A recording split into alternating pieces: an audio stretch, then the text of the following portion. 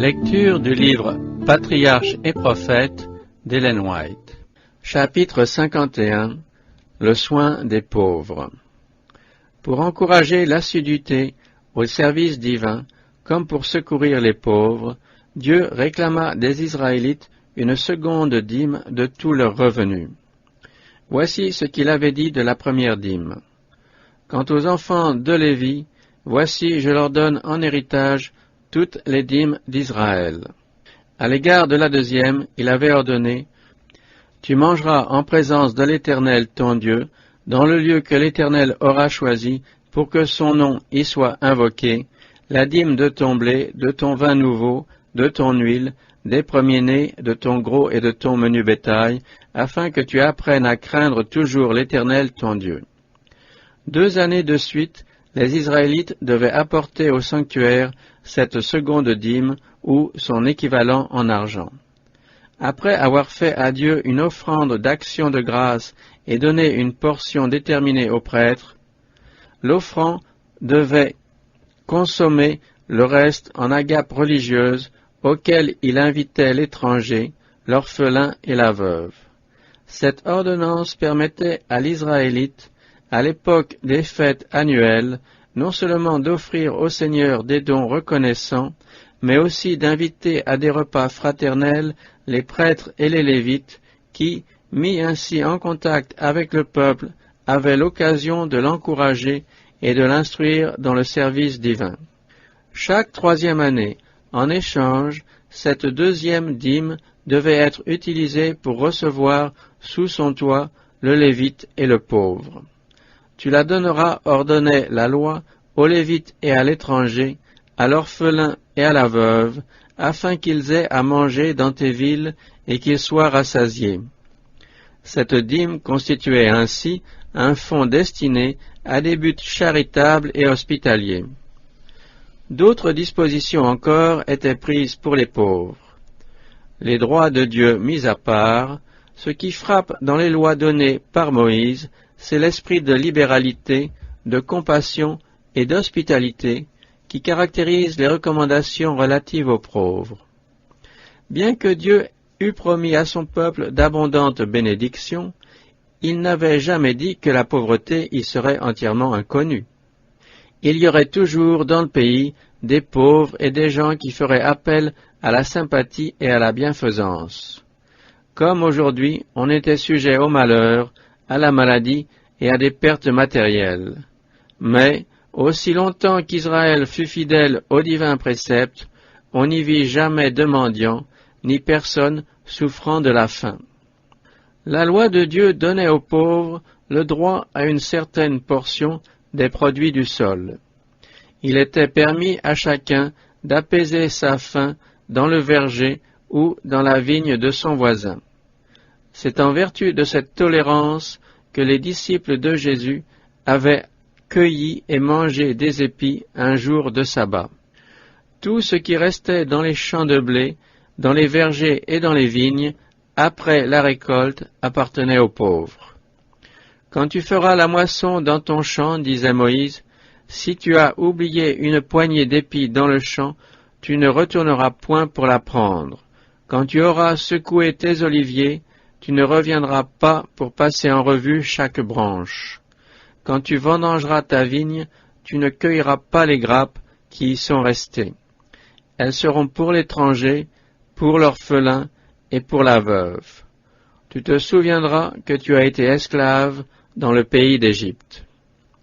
Il était tout particulièrement pourvu aux soins des pauvres durant la 7e année. L'année sabbatique, comme on l'appelait, commençait à la fin de la moisson. Au temps des semailles, qui suivaient immédiatement la moisson, il ne fallait rien semer, la vigne au printemps ne devait pas être cultivée. Cette année-là, on ne comptait ni sur une moisson, ni sur une vendange. On pouvait manger ce que le sol produisait spontanément, mais il était interdit de rien emmagasiner. Les fruits de la terre étaient mis à la libre disposition des étrangers, des orphelins et des veuves, comme aussi des animaux des champs.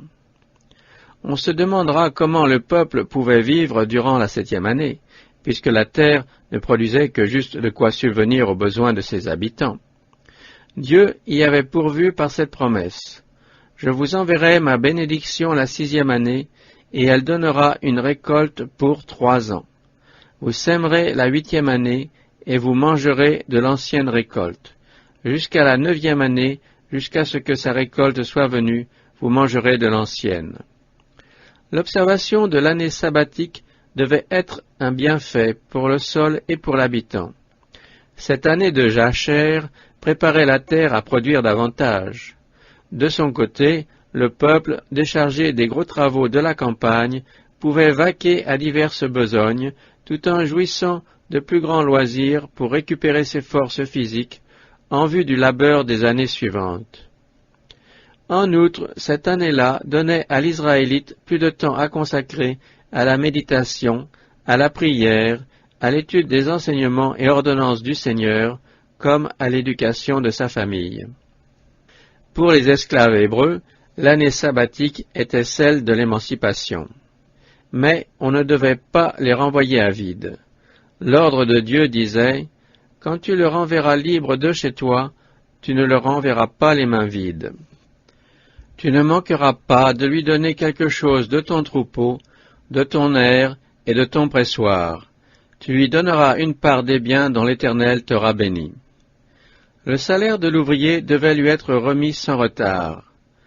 Tu ne feras point tort aux mercenaires pauvres et indigents, qu'il soit l'un de tes frères ou l'un des étrangers qui demeurent dans ton pays. Tu lui remettras ce que tu lui dois, le jour même, avant le coucher du soleil, car cet homme est pauvre et il attend avec impatience son salaire. Il y avait aussi des directives spéciales relatives aux serviteurs fugitifs.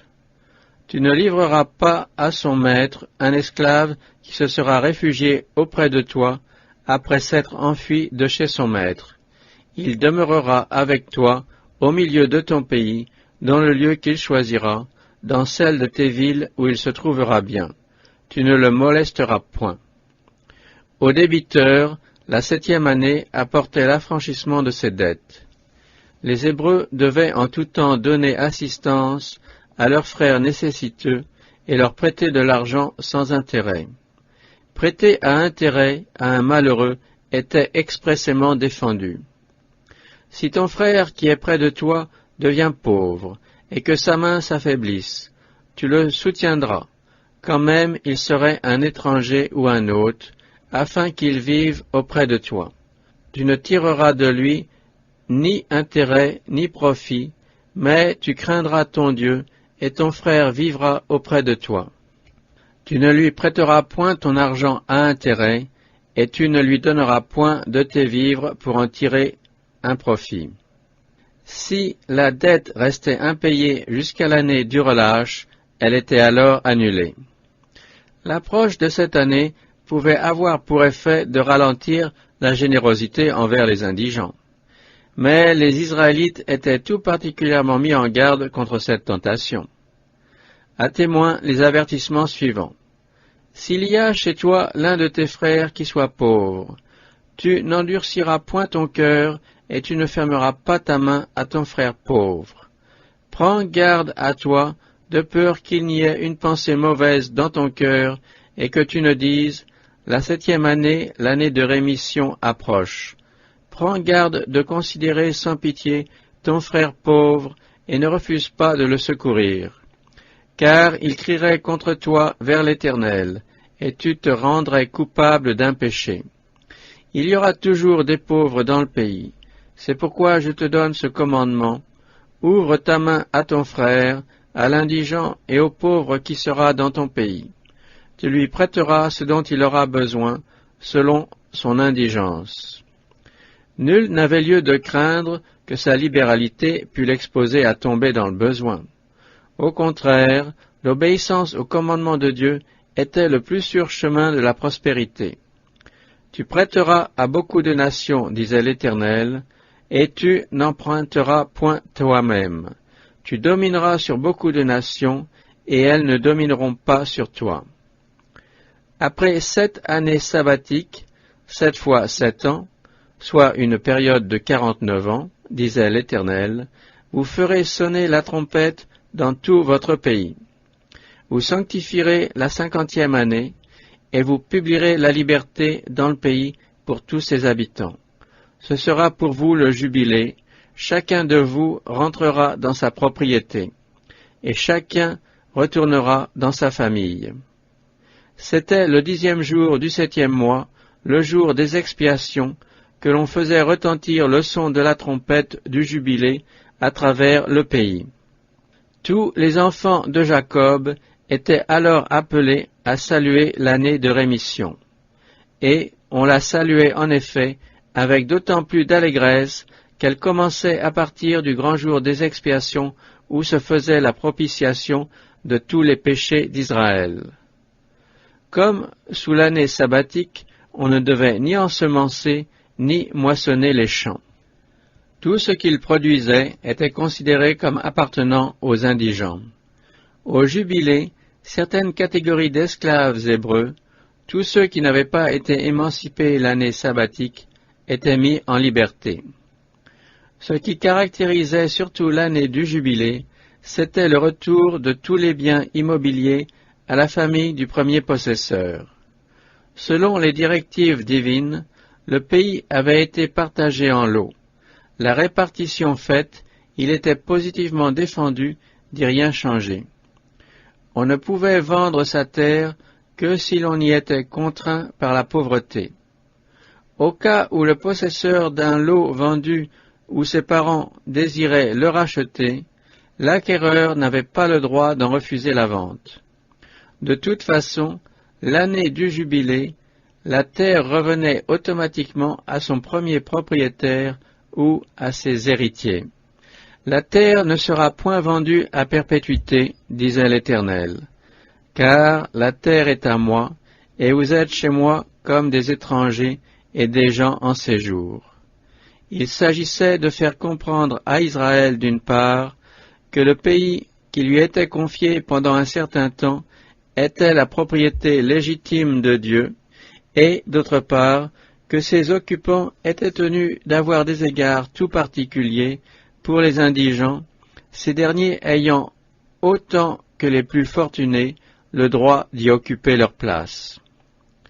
Tels étaient les règlements établis par un Créateur miséricordieux pour diminuer la souffrance, projeter quelques rayons de soleil dans la vie des déshérités et des malheureux, comme aussi de faire briller dans les cœurs l'étoile de l'espérance. Le Seigneur désirait aussi élever une barrière contre l'amour insatiable des richesses et combattre le fléau qui résulte de l'accroissement continuel de la fortune dans certaines classes de la société, à savoir l'aggravation de la misère chez les autres. En effet, sans frein, la puissance des riches aboutit au monopole, et les pauvres, tout aussi estimables aux yeux du Seigneur, sont considérés et traités par leurs frères plus favorisés comme une race inférieure. Cette oppression suscite des sentiments de colère et de haine chez les indigents, en proie au découragement et au désespoir, et se traduisent par des conflits meurtriers, désorganisateurs et destructeurs de l'ordre civil. Or, les lois établies par Dieu en Israël avaient pour but de préserver l'égalité sociale. L'année sabbatique et le jubilé, celui de rétablir et de reconstituer ce qui, dans l'intervalle, s'était désaxé dans l'économie sociale et politique de la nation. Il s'agissait là du bien des riches tout autant que de celui des pauvres. Il fallait réprimer la cupidité et l'ambition en cultivant de nobles sentiments de bienfaisance. L'encouragement à la bienfaisance et à la confiance entre toutes les classes de la société ne pouvait que consolider l'ordre social et assurer la stabilité de l'État. Membres d'une même humanité, mailles d'un vaste filet, nous sommes tous liés les uns aux autres. Ce qui contribue au bonheur et au relèvement du prochain a sur nous une répercussion bienfaisante. La loi de l'interdépendance embrasse toutes les classes de la société. Les pauvres ne dépendent pas plus des riches que ceux-ci ne dépendent des pauvres. Si ces derniers réclament une part des bienfaits du ciel à leurs voisins plus favorisés, ceux-ci ont besoin du labeur fidèle, du service intelligent et des bras vigoureux qui constituent le capital du pauvre. À condition d'obéir à ces préceptes, Dieu avait promis à Israël les bénédictions suivantes. « Je vous enverrai les pluies en leur saison. La terre donnera ses produits, et les arbres des champs porteront leurs fruits. Le battage des blés se prolongera chez vous jusqu'à la vendange, et la vendange jusqu'au semail. Vous mangerez votre pain à satiété, et vous habiterez en sécurité dans votre pays. Je ferai régner la paix dans le pays, et votre repos ne sera point troublé. Je ferai disparaître du pays les animaux malfaisants, et l'épée ne passera point par votre territoire. Je marcherai au milieu de vous, je serai votre Dieu, et vous serez mon peuple. Mais si vous ne m'écoutez pas, et si vous ne mettez pas en pratique tous ces commandements, et que vous rompiez mon alliance, vous sèmerez en vain votre semence. Vos ennemis la mangeront. Je tournerai ma face contre vous, vous serez vaincus par vos ennemis. Ceux qui vous haïssent domineront sur vous, et vous fuirez sans que personne vous poursuive. Bien des gens préconisent avec enthousiasme l'idée d'une répartition égale des biens temporels. Ce système n'entre pas dans les vues du Créateur. Dieu se sert de la diversité des conditions sociales pour former les caractères. Il entend que ceux qui possèdent des biens terrestres se considèrent comme les économes des richesses qu'il leur a confiées pour soulager les malheureux et les nécessiteux. Le Rédempteur sympathise avec les plus pauvres et les plus humbles de ses enfants. Ce sont ses représentants sur la terre, pour éveiller dans nos cœurs l'amour qu'il ressent pour les infortunés et les opprimés. La pitié et la bienfaisance qui leur sont témoignées sont considérées par le Sauveur comme s'il en était lui-même l'objet. En revanche, il est personnellement blessé par tout acte de cruauté ou de négligence à leur égard. Quelle serait différente la condition actuelle du monde, au point de vue moral, spirituel et temporel, si cette loi de Dieu concernant les pauvres était mise en pratique? Au lieu de l'égoïsme et de la suffisance, on verrait un tel déploiement de sollicitude et de bienveillance à l'égard du prochain que le paupérisme, si fréquent en bien des pays, n'existerait plus. Les principes établis par le Créateur supprimeraient les maux inouïs qui ont de tout temps résulté de l'oppression des pauvres par les riches, comme de l'envie excitée par les riches chez les pauvres.